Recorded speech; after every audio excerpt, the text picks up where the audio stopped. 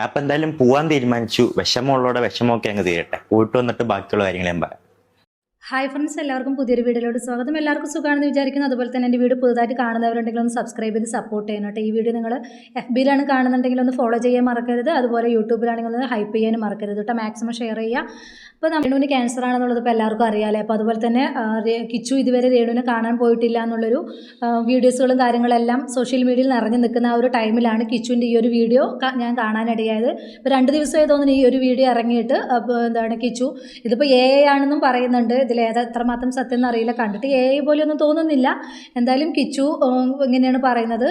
എന്താണ് ഞാൻ എന്തായാലും രേണുഅമ്മനെ കാണാൻ പോകാൻ തീരുമാനിച്ചു.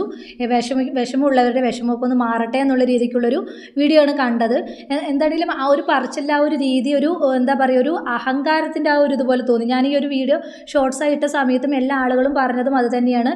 മോനെ ഇത്രയ്ക്ക് അഹങ്കാരം പാടില്ല. എന്ത് തന്നെയാണെങ്കിലും അല്ലേ, ഇന്ന് നീ നാളെ ഞാൻ എന്നാ പറഞ്ഞിരിക്കുന്നത്. നമ്മൾ എന്ത് തന്നെ നമ്മൾ എന്ത് സ്വത്തുണ്ടെങ്കിലും എന്ത് മുതലുണ്ടെങ്കിലും നമ്മൾ എന്തിൻ്റെ പേരിൽ നമ്മൾ അഹങ്കരിച്ചിട്ട് ഒരു കാര്യമില്ല. ഏത് രീതിയിലാണ് ദൈവം നമ്മളെ പരീക്ഷിക്കുന്നതെന്നും ഒന്നും പറയാൻ പറ്റില്ല. നമ്മൾക്ക് സമ്പത്തുണ്ട്, സ്വത്തുണ്ട്, അതുണ്ട്, ഇതുണ്ട് പറഞ്ഞ് നമ്മൾ അഹങ്കരിച്ചു. ഒരു രോഗം തന്നു, നമ്മുടെ എല്ലാം തീർന്നില്ലേ. അതുപോലെ തന്നെ നമുക്ക് എന്താണ് എല്ലാ ആരോഗ്യമുണ്ട്, നമുക്ക് സ്വത്തോ സമ്പാദ്യം ഒന്നും തന്നിട്ടില്ല. ആ ഒരു മനുഷ്യൻ്റെ അഹങ്കാരം അവിടെ തീർന്നില്ലേ. അപ്പോൾ ഇത്രയുള്ള മനുഷ്യരുടെ അവസ്ഥ എന്ന് പറയുന്നത്. ഇപ്പോൾ മോൻ എന്ത് തന്നെയാണെങ്കിലും പോകാൻ ഉദ്ദേശിച്ചിട്ടുണ്ടെങ്കിൽ പോവുക. ഈ ഒരു വീഡിയോയുടെ കാര്യം എന്ത് തന്നെയാണെങ്കിലും കുറച്ച് കടന്ന കൈയായിപ്പോയി. ഒരിക്കലും ഇങ്ങനെ അഹങ്കാരത്തോടു കൂടിയുള്ള ഈ ഒരു വീഡിയോ മോൻ ചെയ്യരുതായിരുന്നു എന്നാണ് എനിക്ക് ഈ ഒരു അവസരത്തിൽ പറയാനുള്ളത്. ശരിയാണ്, എന്താണ് രേണുസുതിയിൽ നിന്നും കിച്ചുവിന് ഒരുപാട് ഇത് അനുഭവിക്കേണ്ടി വന്നിട്ടുണ്ട്. പുള്ളിക്കാരൻ ട്രോമയിലടക്കം ആയിട്ടുണ്ട് എന്നുള്ളതൊക്കെ പറയുന്നത് ശരി തന്നെയാണ്. എങ്കിൽ കൂടി എത്ര വലിയ ശത്രുവാണെങ്കിലും ഇപ്പോൾ ഒരു മാറാ രോഗത്തിന് അടിമയാണ് രേണു എന്ന് പറയുന്ന വ്യക്തി. ആ ഒരു വ്യക്തി അങ്ങനെ കിടക്കുന്ന സമയത്ത് ഇങ്ങനെ ഈ ഒരു അഹങ്കാരത്തോടു കൂടിയുള്ളൊരു സംസാരം നല്ലതിനല്ല. മോനെ ഈ ഒരു അസുഖം നാളെ നമുക്കും വന്നുകൂടായില്ല. നാളെ ചിലപ്പോൾ നമുക്കും വരാം. അത് ഈ ഒരു അസുഖം അങ്ങനെയാണ്. ആർക്ക് വരും ആർക്ക് വരില്ല എന്നൊന്നും പ്രവചിക്കാൻ കഴിയുന്ന ഒരു അസുഖമല്ല ഈ ക്യാൻസർ എന്ന് പറയുന്നത്. അപ്പോൾ അതുകൊണ്ട് നമ്മൾ ഒന്നിൻ്റെ പേരിലും അഹങ്കരിക്കാതിരിക്കുക. മോന് ഈ പറഞ്ഞത് ഭയങ്കര കുറച്ച് കൂടുതലായി പോയി എന്ന് തന്നെയാണ് ഈ ഒരു അവസരത്തിൽ എനിക്ക് പറയാനുള്ളത്. എന്തായാലും രേണു പറയുന്ന കുറച്ച് കാര്യങ്ങൾ നമുക്കൊന്ന് കണ്ടിട്ട് വരാം. കണ്ടു നോക്കൂ. എൻ്റെ കുഞ്ഞിനെ നോക്കണമെന്ന് ഞാൻ അവരോട് എപ്പോഴും പറയും. എനിക്ക് എന്തെങ്കിലും സംഭവിച്ചു കഴിഞ്ഞാൽ എൻ്റെ കുഞ്ഞനാതെ ആകരുത്, അവനെ ഏറ്റെടുക്കണമെന്ന് പറയും. അവരപ്പോൾ എന്നെ വഴക്ക് പറയും, അവരുടെ കൊച്ചു തന്നെയാണെന്ന് പറയും. എൻ്റെ കുഞ്ഞിനാരുമില്ല. അതേ അവളിപ്പോൾ ഏക സങ്കടം. എൻ്റെ കുഞ്ഞിനാരും ഇല്ലാതായിപ്പോയി, അച്ഛനുമില്ല. ശരിയാണ്. ആ മോൻ ഋതപ്പൻ എന്ന് പറയുന്ന മോൻ അച്ഛനും പോയി. ഇപ്പോൾ ഇനി എന്താണ് രേണുവിൻ്റെ അവസ്ഥ ഭയങ്കര പരിതാപകരം തന്നെയാണ്. ജീവിതത്തിലേക്ക് തിരിച്ചു വരുമോ വരില്ലേ എന്നൊക്കെ ഒരു ഞാനിന്മേൽ കളിയാണ്. അതുകൊണ്ട് തന്നെ ആർക്കും ഒന്നും പറയാൻ പറ്റുന്ന ഒരു അവസ്ഥയില്ല. അതുകൊണ്ട് തന്നെ പുള്ളിക്കാരിക്ക് ഭയങ്കര പേടിയുണ്ട്. എൻ്റെ മോൻ അനാഥയാകോ എന്നൊക്കെ പറഞ്ഞിട്ട് പേടിയുണ്ട്. അപ്പോൾ ആ ഒരു അവസ്ഥയിൽ കിടക്കുന്ന സമയത്ത് ഒരുപാട് കമൻസുകൾ കണ്ടു. നീ പുഴുത്തി ചാവണം, നീ അങ്ങനെ ചാവണം, നീ അത് ചെയ്തതാണ്, ഇത് ശരിയാണ്. പുള്ളിക്കാരി ഇങ്ങനെയൊക്കെ ചെയ്തിട്ടുണ്ട്. എങ്കിലും അങ്ങനെയൊന്നും പറഞ്ഞ് അവരെ കുത്തിനോവിക്കാതിരിക്കുക. ഒരുപാട് തെറ്റുകൾ പുള്ളിക്കാരുടെ ഭാഗത്ത് ചെയ്തിട്ടുണ്ട്. ഈ പറയുന്ന ഞാനും പുള്ളിക്കാരെ വിമർശിച്ചിട്ടുണ്ട്. എങ്കിൽ കൂടി ഈ ഒരു അവസ്ഥയിൽ അവരെ ഒന്നും പറയാതിരിക്കുക. പിന്നെ ആളുകൾ പറയുന്നുണ്ട് എല്ലാം എന്തിനാണ് വീഡിയോയിൽ വന്ന് പറയുന്നത് എന്ന് പറയുന്നതുകൊണ്ട് പുള്ളിക്കാരി ഇപ്പോൾ യൂട്യൂബ് ചാനൽ തുടങ്ങിയിരിക്കുന്നത് ഈ ഒരു ക്യാൻസറിൻ്റെ ട്രീറ്റ്മെൻറ്റിന് എന്തെങ്കിലും കിട്ടുമെങ്കിൽ കിട്ടട്ടെ എന്ന് പറഞ്ഞിട്ടാണ് അതും തുടങ്ങിയിരിക്കുന്നത്. അപ്പോൾ സബ്സ്ക്രിപ്ഷനും തുടങ്ങിയത് അതിനാണെന്ന് പറയുന്നുണ്ട്. പക്ഷേ അതെന്തായാലും ആ ഒരു സബ്സ്ക്രിപ്ഷനിലൂടെയാണ് ഇത്രയും നെഗറ്റിവിറ്റി, ഇത്രയും ഇത് പുള്ളിക്കാരിക്ക് വരാൻ കാരണമായത്. സബ്സ്ക്രിപ്ഷനിലൂടെ ഇത്രയും കമൻസും ഇത്രയും നെഗറ്റീവ് വരാൻ പുള്ളിക്കാരിക്ക് കാരണമായത്. അപ്പോൾ എന്ത് തന്നെയാണെങ്കിലും ഒരു ക്യാൻസർ രോഗി എന്ന് പറഞ്ഞാൽ ആരാണെങ്കിലും സഹായിക്കുന്ന ഒരിതാണ്. ഏതൊരു അസുഖത്തിനേക്കാളും അതിഭീകരമാണ് ഈ ക്യാൻസർ എന്ന് പറയുന്ന ഒരു അസുഖം. അപ്പോൾ അതുകൊണ്ട് തന്നെ ഈ ഒരു അസുഖം വന്നു കഴിഞ്ഞാൽ എത്ര കാശില്ലാത്തവനാണെങ്കിലും സഹായിക്കും. നമ്മുടെ ഒരു വരുമാനത്തിൽ നിന്ന് അതൊരു എടുത്തിട്ട് ആ ഒരു തുക നമ്മൾ സഹായിക്കുന്ന ആളുകളാണ്. അതുകൊണ്ട് തന്നെ ഈ ഒരു അവസ്ഥയിൽ പുള്ളിക്കാരി ഇതിന് വേണ്ടിയിട്ടാണ് സബ്സ്ക്രിപ്ഷൻ തുടങ്ങിയതെന്ന് പറഞ്ഞപ്പോൾ എനിക്കും അതിനൊരു ഇത് തോന്നി. അത് ശരിയായ കാര്യമില്ല. അപ്പോൾ അത് എന്ത് തന്നെ ആളുകൾ ന്യായീകരിച്ചാലും അത് അങ്ങനെ ചെയ്യേണ്ട കാര്യമില്ല. ഒരു ചികിത്സ വേണ്ടിയിട്ട് അങ്ങനെ കാണിച്ച് അങ്ങനെ അഭിനയിച്ച് അതിലെ ഓരോ വീഡിയോകളൊക്കെ എടുത്ത് നോക്കുമ്പോൾ തന്നെ മനസ്സിലും ഭയങ്കര വൾഗറായിട്ടാണ് പുള്ളിക്കാരി അഭിനയിച്ചിട്ടുള്ളത്. അപ്പോൾ അതുകൊണ്ട് തന്നെ രേണുവിൻ്റെ സുധിയുടെ മോനും കിച്ചുവിനും ഭയങ്കര ദേഷ്യമായത് പുള്ളിക്കാരി. അതുപോലെ ഒളിഞ്ഞും പൊളിഞ്ഞും തെളിഞ്ഞും ഒക്കെ അവനെ കുറ്റം പറഞ്ഞിട്ടുണ്ട്, ശരിയാണ്. അപ്പോൾ അതുകൊണ്ടാണ് അവൻ മാറി നിൽക്കുന്നത്. എന്നാലും ഈ ഒരു അവസ്ഥയിൽ നമ്മൾ അതൊക്കെ മറക്കുന്നതായിരിക്കും നല്ലത്. ചിലപ്പോൾ ഒരു സുപ്രഭാതത്തിൽ ഒന്നും സംഭവിക്കാതിരിക്കട്ടെ, എന്തെങ്കിലും സംഭവിച്ചു പോയാൽ നമ്മൾ ഈ അഹങ്കാരം കാണിച്ചു നിന്നതോ നമ്മൾ മാറി നിന്നതൊക്കെ എന്തായി, നമ്മൾ അങ്ങനെ ഇതാകാതിരിക്കുക. നമ്മൾ എന്താ പറയുക, നല്ല രീതിക്ക് മുന്നോട്ട് പോവാൻ നോക്കുക. ഒന്ന് പോയി ജസ്റ്റ് ഒന്ന് കണ്ടാൽ മതി, കണ്ടാൽ തീരാവുന്ന പ്രശ്നങ്ങളേ ഉള്ളൂ. അപ്പോൾ എന്തായാലും ബാക്കി ഭാഗം കൂടെ നമുക്കൊന്ന് കണ്ടിട്ട് വരാം. ക്യാൻസർ വന്ന ഒരുപാട് പേര് ഇപ്പം ഞാൻ കമൻസ് കാണാറുണ്ട് എല്ലാവർക്കും. മിക്ക ഫേസ്ബുക്കിലാണ് ഈ വൃത്തികെട്ട കമൻസ് വീണ്ടും വരുന്നത്. നിങ്ങളൊക്കെ എന്തറിഞ്ഞിട്ടാണ് ആ മനുഷ്യരെ പറയുന്നത്? എനിക്കിത് 15ാമത്തെ വയസ്സിലാണ് ഈ മുഴ ഉണ്ടായത്. നിങ്ങളാണോ എൻ്റെ ശരീരം അറിയുന്നത്?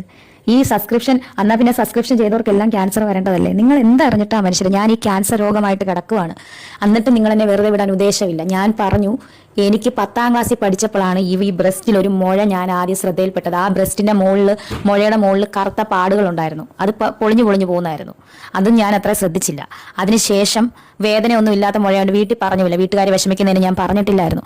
അതിനുശേഷം എത്രയോ നാളുകൾക്ക് ശേഷം സുധിച്ചേട്ടൻ കല്യാണം കഴിക്കുന്നതിനൊക്കെ മുന്നേ എൻ്റെ ഈ കാണുന്ന എൻ്റെ പഴയ ഒരുപാട് കൂട്ടുകാർ സ്ത്രീകളുണ്ട്, അവർക്കൊക്കെ അറിയാം. കാരണം ഞാൻ അവരെയൊക്കെ കാണിച്ചു കൊടുത്തിട്ടുണ്ട്, എടി എനിക്കിവിടെ ഒരു മുഴയുണ്ട് കേട്ടോ, വേദനയൊന്നും ഇല്ലെന്ന്.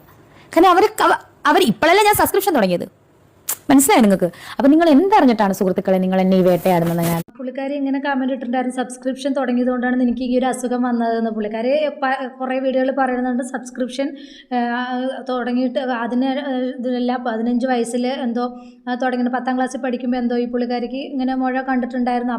അപ്പോൾ ഉള്ള ഒരു ഇതാണ്. അന്നൊന്നും കാര്യമാക്കിയില്ല, വേദനയില്ലാത്ത മുഴയായതുകൊണ്ട് കാര്യമാക്കിയില്ല എന്ന് പല വീഡിയോകളും പറഞ്ഞിട്ടുണ്ട്. അത് ശരിയാണ്. പക്ഷേ സബ്സ്ക്രിപ്ഷൻ തുടങ്ങിയതിനോട് എനിക്കും യോജിക്കാൻ കഴിയുന്നില്ല.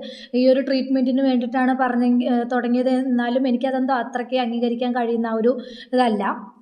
അപ്പോൾ എന്തിനാണെങ്കിലും ഇങ്ങനെയുള്ള കമൻറ്റുകളൊന്നും ഇട്ടിട്ട് ബുദ്ധിമുട്ടിക്കാതിരിക്കുക. പുള്ളിക്കാരി അറിഞ്ഞുകൊണ്ടാണ് ഇതായത്, അങ്ങനെയാണ് ഇങ്ങനെയാണ്, ഇത് നേരത്തെ അറിഞ്ഞില്ല, നേരത്തെ അറിഞ്ഞത് ചികിത്സിച്ചതാണെങ്കിൽ പുള്ളിക്കാരിക്ക് ഇത്രയും രോഗം ഇങ്ങനത്തെ ഒരു അവസ്ഥ വരില്ലായിരുന്നു. ഇതിപ്പോൾ 4ാമത്തെ സ്റ്റേജായി. ഫസ്റ്റ് തന്നെ ആ കണ്ട ആ സമയത്ത് തന്നെ ഇത് എടുത്ത് കളഞ്ഞതാണെങ്കിൽ ഇത്രയും പ്രശ്നം വരില്ലായിരുന്നു. അപ്പോൾ അന്നൊന്നും കാര്യമാക്കിയില്ല. ഇപ്പോഴാണ് അതിന് കൂടുതലായിട്ട് ചിന്തിക്കാൻ തുടങ്ങിയത്. അപ്പോഴേക്കും എന്തായി, 4ാമത്തെ സ്റ്റേജായി. എന്താണെങ്കിലും എല്ലാം മാറി, രോഗം എല്ലാം മാറി ജീവിതത്തിലേക്ക് തിരിച്ചു വരട്ടെ എന്ന് തന്നെ ഈ ഒരു അവസരത്തിൽ നമുക്ക് പ്രാർത്ഥിക്കാം. എന്തായാലും കുറച്ച് കാര്യങ്ങളും കൂടെ നമുക്കൊന്ന് കണ്ടു നോക്കൂ.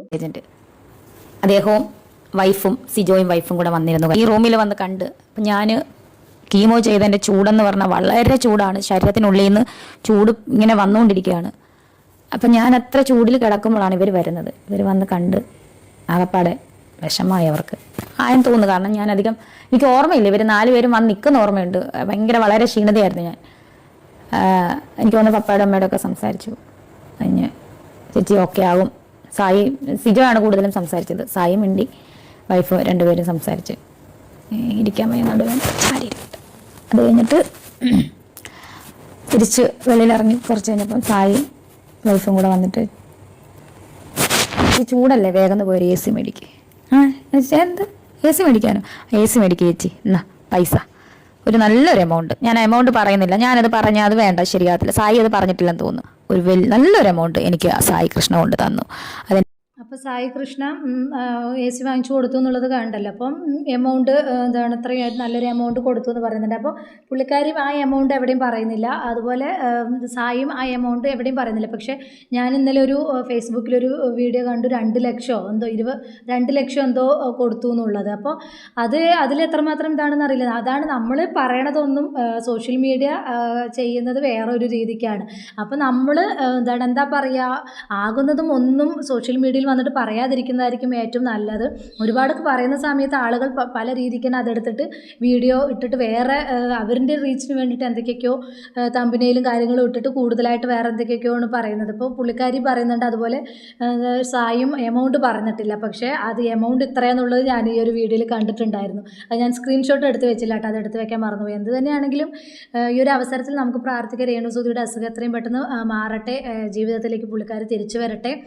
ആരും നെഗറ്റീവ് ഇട്ട് പുള്ളിക്കാരി വിഷമിപ്പിക്കാതിരിക്കുക. എന്താണെങ്കിലും ഈ ഒരു അസുഖം ആർക്കും വരാതിരിക്കട്ടെ, ശത്രുവിന് പോലും ഈ ഒരു അസുഖം വരാതിരിക്കട്ടെ എന്ന് നമുക്ക് ആത്മാർത്ഥമായിട്ട് തന്നെ പ്രാർത്ഥിക്കാം. ആരും അവരെ കുത്തിനോവിക്കാതിരിക്കുക. ശരി, അവർ അർഹിക്കുന്നതാണ്. ഇപ്പം അവർ ആ ഒരു ചെയ്തതിനെല്ലാം അർഹിക്കുന്ന ഒരു പ്രതിഫലം അവർക്ക് കിട്ടിക്കഴിഞ്ഞു. വലിയൊരു മാറാരോഗം കിട്ടിക്കഴിഞ്ഞു. ആ രോഗം നിന്ന് അവർ മുക്തി തേടി വരട്ടെ.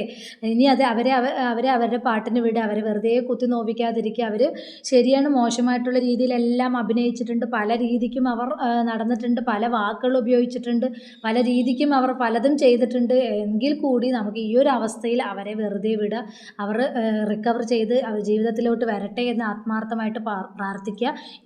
ഈ വീഡിയോ കാണുന്ന നിങ്ങളെല്ലാവരും പ്രാർത്ഥിക്കുക. അതുപോലെ തന്നെ ഈ വീഡിയോ മാക്സിമം ഷെയർ ചെയ്യുക, സപ്പോർട്ട് ചെയ്യുക, സബ്സ്ക്രൈബ് ചെയ്യുക. അത്രയുള്ള ടോപ്പിക് പുതിയൊരു ടോപ്പിക്കുമായി നമുക്ക് വീണ്ടും കാണാം.